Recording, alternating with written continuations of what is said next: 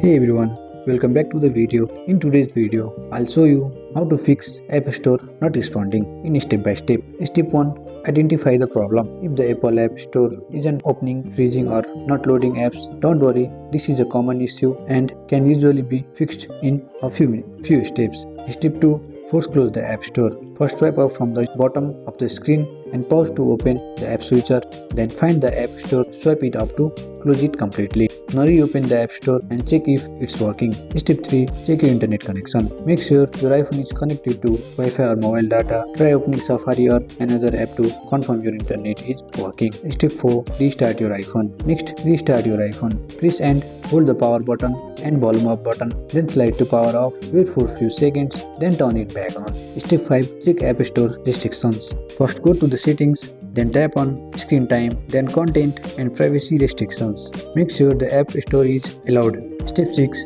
Sign out and back into the Apple ID. If the problem continues, go to the settings. Next tap on your name, scroll down, select sign out, then sign back in. This refresh your Apple ID connection. Step 7. Final check. Open the App Store again. If it loads normally, the issue is fixed. And that's it. I hope you like this video. If you find this video helpful, drop a like, subscribe to our channel. See you in the next video.